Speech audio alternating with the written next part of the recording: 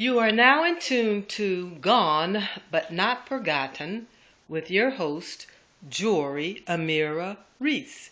And here's Jory. Hi, I'm Jory, and this is my show, Gone But Not Forgotten. Today, we're going to be doing a little education side to it. We're going to be talking about the scientific revolution and who's really important to the scientific revolution. Well, one main person is Sir Isaac Newton, and he played a very, very, very big part. So, first thing, I guess we can start when he was born. He was born in 1642 on Christmas Day in England.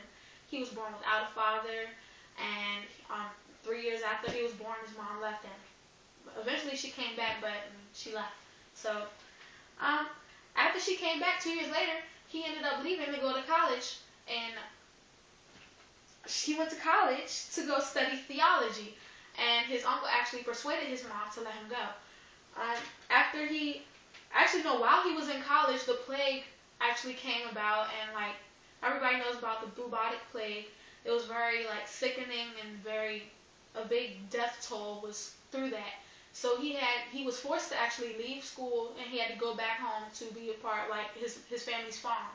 So he was there. He wasn't very successful, but after the bubonic plague was over, he went back to get more education at the school he was at. And actually, he went to college at Trinity College, but after the plague was over, it was actually called Cambridge University.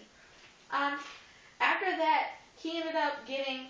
He actually later on in his life, he ended up inventing the telescope. And big about the telescope is we learn more about space, and we get to know like the motions of the planets and which way the solar system goes and what is the center of the solar system and things of that nature. Now there was a lot of theories and a lot of beliefs of what was going on. Like some people said the sun was the center of the universe, some said the earth was the center, and nobody really knew. But eventually, Sir Isaac Newton came up with the with another theory, and kind of pretty much bumped the heliocentric theory that was from Nicholas Copernicus.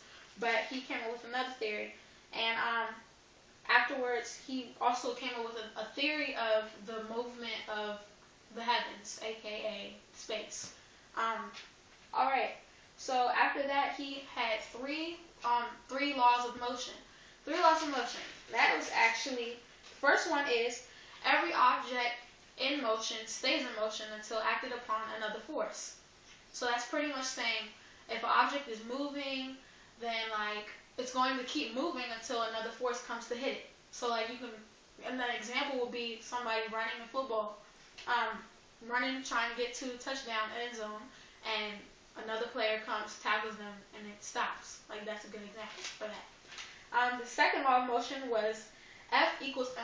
That stands for force equals object mass at times acceleration. That's pretty much saying that the direction of the force is the same as the direction of the acceleration. Kind of explains itself if you ask me. And then the third law of motion was for every action there is an equal and opposite reaction. That means for every anything that someone does or anything does, there is an equal reaction, and it is the opposite of the action. So that is pretty much it. That's pretty much it to my show today. I would like to say, also, he also died. Sorry, I Newton. Yeah, he's dead. If anybody didn't know, he's dead. Sad, but How? he died actually on March 20th, 1727, at the age of 85. Pretty long life, but it's sad. He's gone. He had a very successful life, if you ask me, and I think it's kind of cool to learn about all of this. Um, you never know. Might learn something new reading this little book of ours we have for this class. All right. And that's a wrap. Bye.